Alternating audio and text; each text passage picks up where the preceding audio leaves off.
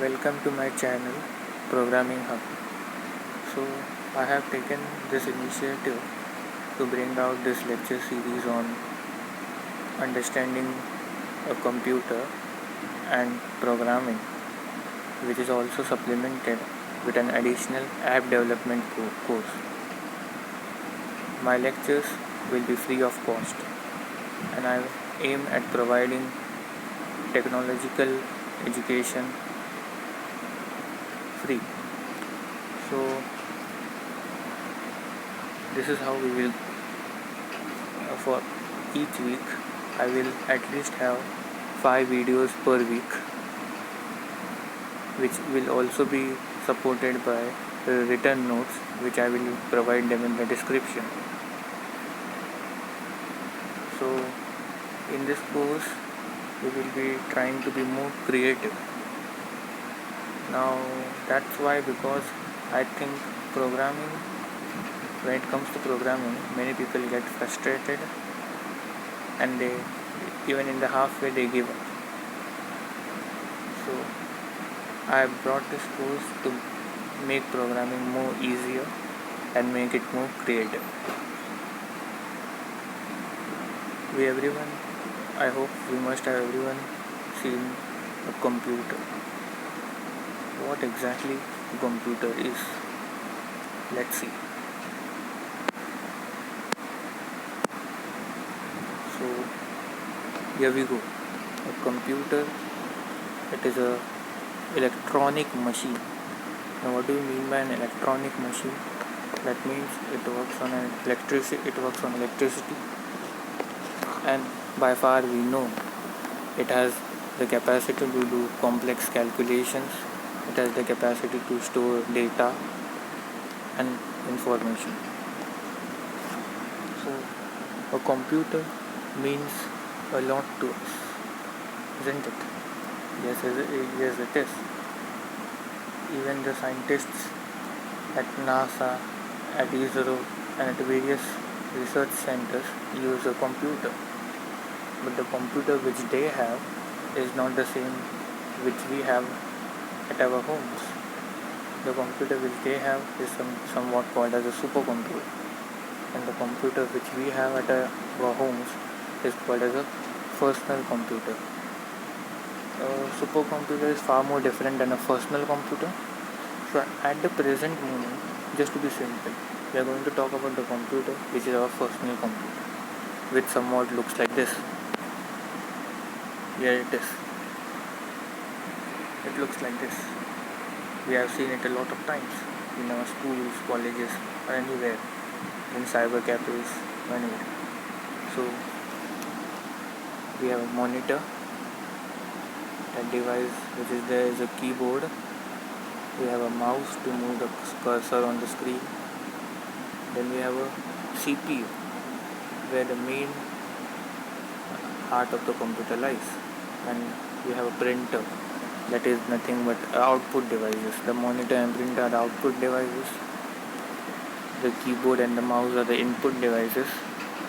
And this machine, which is the system unit written here, which is also called as the CPU, is nothing but the one which processes our data, like which solves our problem. So let's consider a problem and let's understand how these computers work. Okay, so now don't be very frustrated. I know it's little hard My voice is also breaking because this is my first video. Please bear with me. I will improve day by day. But I am trying this initiative. So please help and support me. So let's describe the computer system. So computer system basically means the environment around. That is the keyboard, monitor, all this together. When you join them, this forms the computer system. Isn't it easy? So as we can see in the above diagram, how computer looks like. So we give some input, and then In return, the computer gives us some output. Okay, the output is basically the answer to our problem.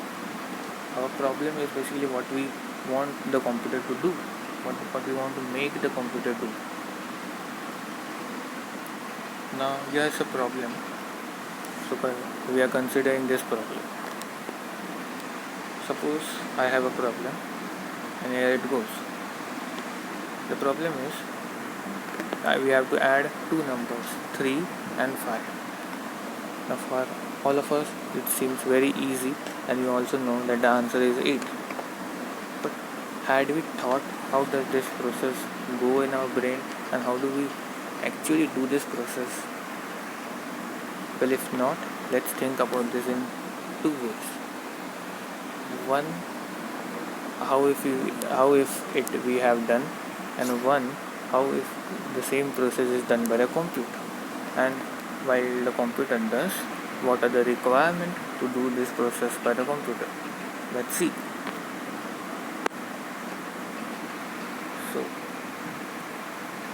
when suppose I am solving this problem in my brain, that's the condition, that's the step. That means that's the part 1 of this scenario. Now we talk about this in steps. Okay. So step 1, I will first think of those numbers. That is, I will store them in my brain. I will store 3 somewhere in my brain, and I will store 5 somewhere in my brain. Now I have got the numbers. In the brain, I will add them. I have got the answer 8. That's step 2. And that answer 8, which I have got in my brain, it will also be somewhere in my brain stored. And when anyone asks me, what is 3 plus 5? Then that's the step 3. That is, I will tell them that the answer is 8. The answer of 3 plus 5 is 8. So this task of solving a problem got divided into 3 steps when it came to us. Now let's see what happens when it goes to the computer. Now let's think how a computer does. How will a computer will do this? The first thing what we have to do is, we have the input devices, that's the keyboard. So we type the number, we will see them on the monitor. Okay. So we will give, that is, we are fetching the computer, giving the computer those numbers. Okay. That is, we give the number 3 and we give the number 5. So now we add a brain. The computer does not have a brain. So what does it have? Suppose we call the brain of the computer as memory. Okay, so this is totally our model of computer. We are calling the brain of the computer as memory. So the numbers 3 and 5 are stored at certain locations in that memory. Okay. Then the next job of the computer is, it should know at which location the numbers are stored in the memory, and then it should fetch those numbers, and in the middle of somewhere it should add them, and that result, that is the addition of that number, it should again store in the memory, because that is also data. We know data information needs to be stored, otherwise it gets stored. Okay. So then the step 2 is, it adds them. That's what we have explained. Then the step 3 is, now I have the result stored. So whenever I want, like the computer already added those numbers, I have given the input, the computer has processed it, it has added those numbers, it has stored those numbers at some memory location, and now it is ready for the display of the result. When I say it, I instructed the computer to display the numbers, it will display the answer on the monitor screen. That's the step 3. That's how the computer can solve a basic problem. So can we imagine this as a system of blocks, or can we imagine this as a system, this basic computer system, which is actually the topic of today's lecture? Let's see. There we go. This is basically a traditional block diagram of a computer. Now let's understand this. What do we see? We see something written as input, we see something written as output, we see something in a box which has a title called a CPU, and we see something outside that box which has a title called as memory. Interesting. Now let's come back to our problem. The addition of 3 plus 5. The numbers 3 and 5, I give them to the computer through this input. Okay. Now when they go to this computer, okay, they go somewhere in the CPU, and that CPU is basically like the heart of the computer. Like how the human heart pumps the blood out, and then it contracts, relaxes. The similar way with the CPU. The CPU controls the whole flow of data in the computer through something called as signals. We will talk about this in detail, but now just take it as the data which we input goes to the CPU. Then this CPU sends some signals, and then through those signals the data goes to the memory. Then again there is something called as control unit inside the CPU, which is sending the signals. Then that signals fetches the data from the memory, and the data now goes to the ALU, that is the arithmetic logic unit. So that is the part where the addition is done. That is where the main addition 3 plus 5 is done. So we get the answer 8. And again through the control unit sends signal, that is the numbers are added, and the result is ready for storage. The result gets stored somewhere in the memory again. And then when the control unit, which is here, it reads the instruction, display the result, it again sends signals, and then again it fetches data from the memory, and our output is displayed on the screen. That is the addition of those two numbers, 3 plus 5, 8. So that's how a basic computer system works. And with that, I hope we will wind up this session. I'm really sorry for my breaking of voice.